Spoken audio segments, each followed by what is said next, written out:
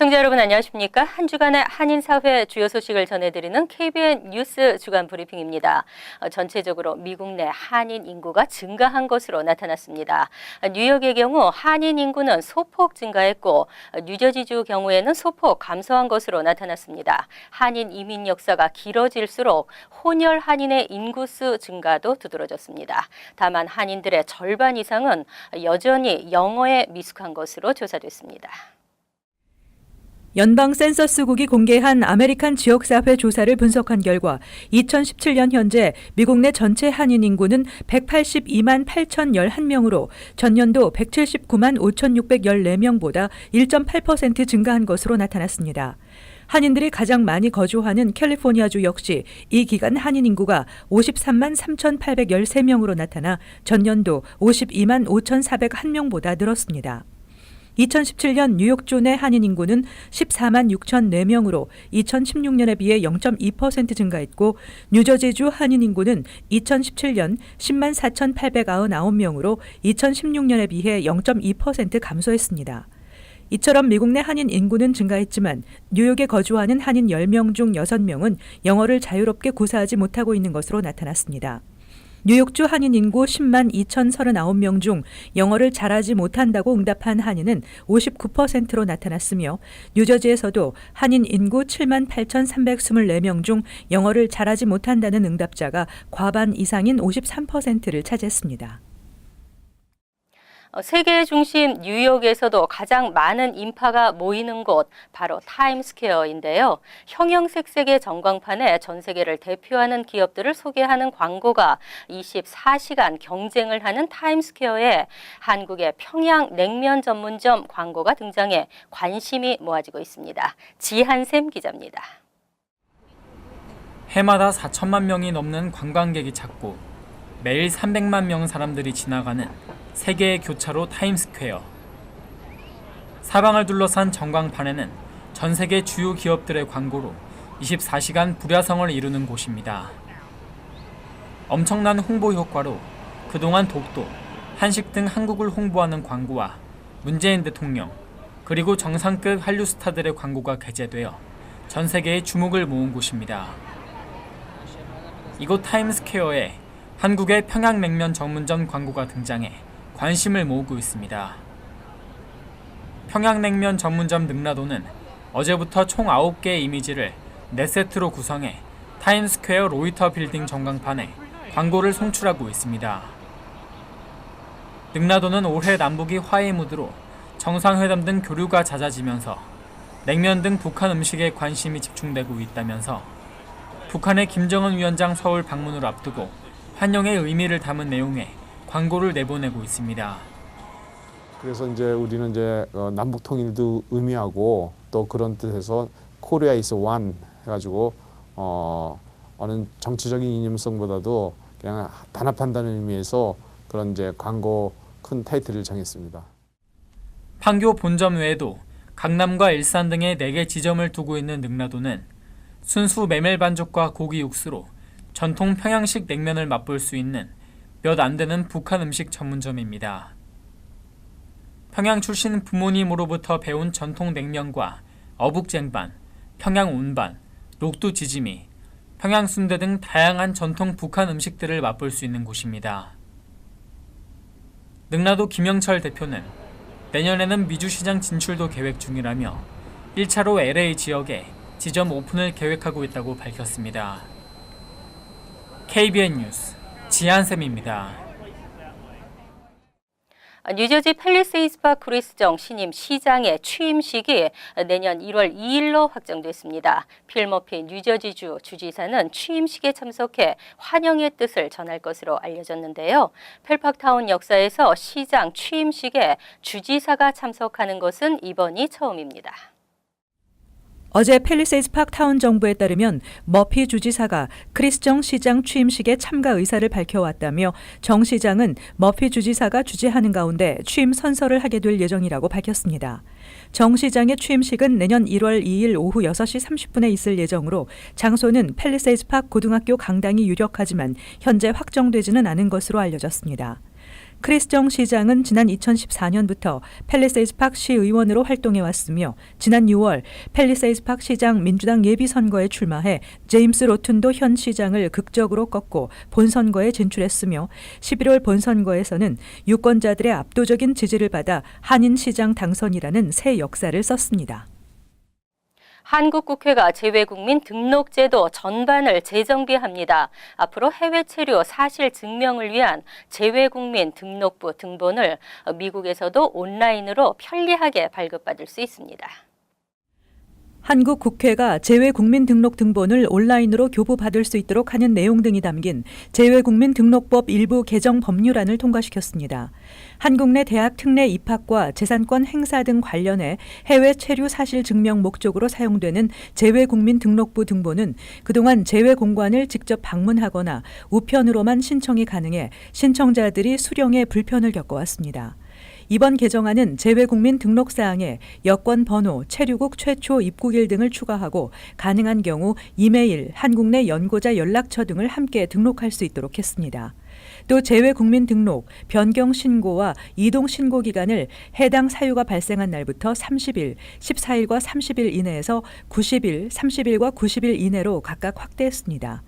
이와 함께 한국 내에 90일을 초과하는 기간 동안 거주 또는 체류하기 위해 귀국한 사람에 대한 귀국 신고 제도도 신설했습니다. 외교통상위원회는 그동안 재외국민 등록 제도에 대해 등록률이 저조하고 부정확하다는 등의 문제가 지적됐다며 재외국민 등록 제도 전반을 정비함으로써 재외국민 등록률과 등록 정보의 정확성이 제고될 것으로 기대된다고 전했습니다.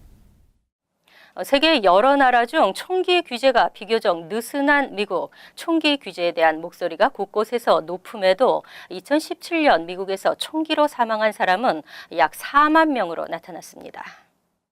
질병통제예방본부 데이터베이스에 따르면 지난해 미국인 39,773명이 총으로 살해됐거나 스스로 목숨을 끊었습니다. 10만 명당 12명이 총기로 사망한 것으로 1996년 이후 최고의 비율입니다. 10만 명당 12명의 총기 사망률은 일본의 0.2명, 영국의 0.3명, 독일의 0.9명 및 캐나다의 2.1명과 비교해 크게 비교됩니다. 총기 사망 사고 중 60%가 스스로 목숨을 끊는 자살에 의해 발생한 것으로 집계됐습니다. 약 2만 4천 명이 총으로 자살해 10만 명당 6.9명을 기록했습니다. 2010년의 경우 6.1명에서 증가한 수치입니다. 총기 소유 비율이 높은 주일수록 총기 자살 인구비가 높아 몬태나주는 10만 명당 19.4명, 와이오밍주는 16.6명, 알래스카주는 16명을 기록했습니다. 이들 주는 넓은 땅에 비해 인구가 100만 명도 채 되지 않는 곳이며 알래스카는 총기 보유율이 61.7%로 미국에서 가장 높은 주입니다. 지난해 총기로 살해된 미국인 수는 14,542명으로 10만 명당 4.6명을 기록해 2016년과 비교해 변동이 없었습니다. 전 세계에서 지난해 1년 동안 총기로 사망한 사람은 모두 25만 명이며 이 중 6개 나라가 절반 이상을 차지했습니다. 6개 나라는 미국을 비롯해 브라질, 멕시코, 콜롬비아, 베네수엘라 및 과테말라로 모두 아메리카 대륙에 속해 있습니다. KBN 뉴스 이명주입니다.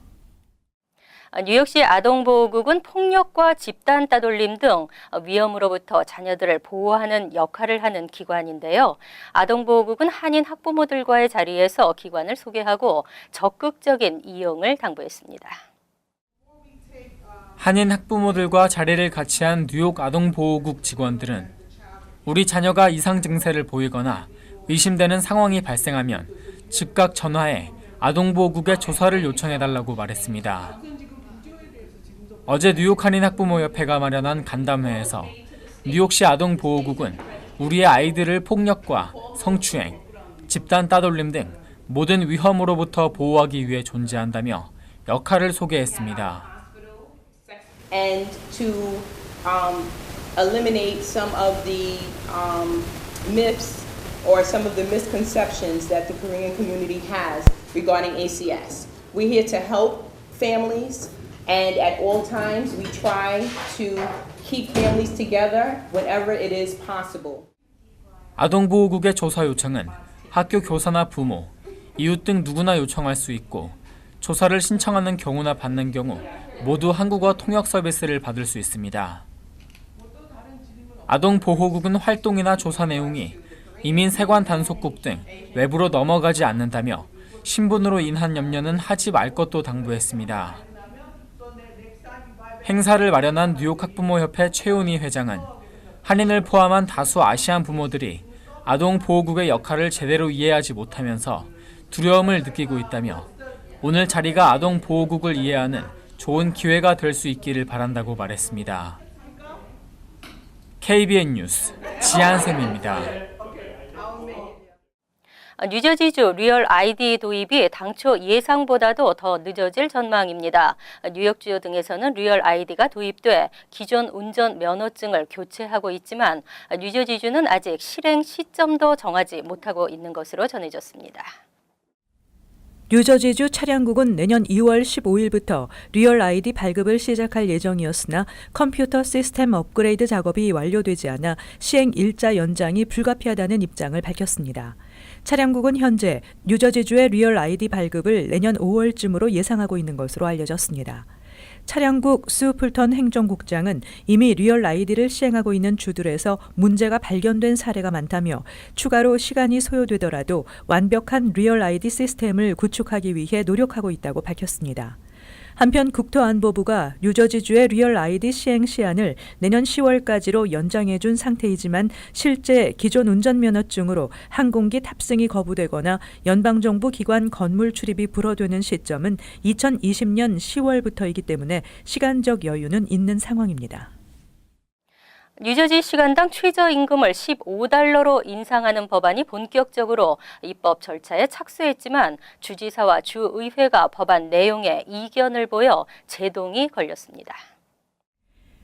그렉 코글린 뉴저지주 하원 의장이 지난 6일 공식 상정에 입법 절차에 착수한 시간당 최저임금 인상안에 찬성했던 필 머피 주지사가 법안 내용에 대해 부정적인 의견을 보이면서 제동이 걸렸습니다.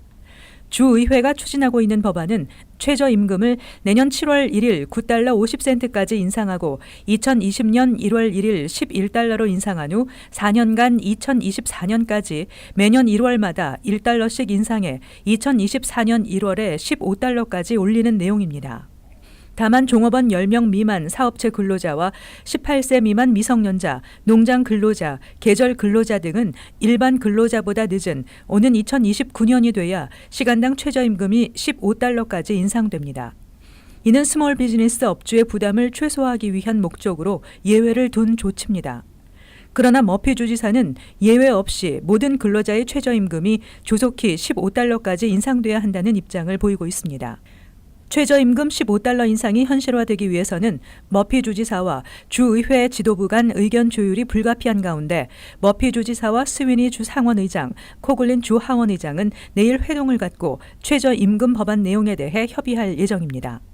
코글린 주 하원의장은 법안 상정은 최저임금 인상을 위한 첫 단계인 만큼 더 많은 논의가 필요하다며 법안이 다소 변경될 수 있음을 시사했습니다. 뉴저지 트랜짓 열차의 정상 운행은 내년 3월 이후가 될 것으로 관측됐습니다. 때문에 당분간은 주말 축소 운행이 계속될 텐데요. 보다 정확한 현대화 시스템 구축을 위해서라고 뉴저지 트랜짓 측은 설명했지만 이용객들은 불편을 감수해야 합니다. 연방법이 정한 안전 기준을 맞추고 서비스가 개선되며 추가 인력과 열차가 공급되면 지금의 불규칙적인 운행 문제 등이 상당히 개선될 것으로 기대하고 있습니다. KBN 뉴스 주간 브리핑 여기서 마칩니다. 시청해 주신 여러분 고맙습니다.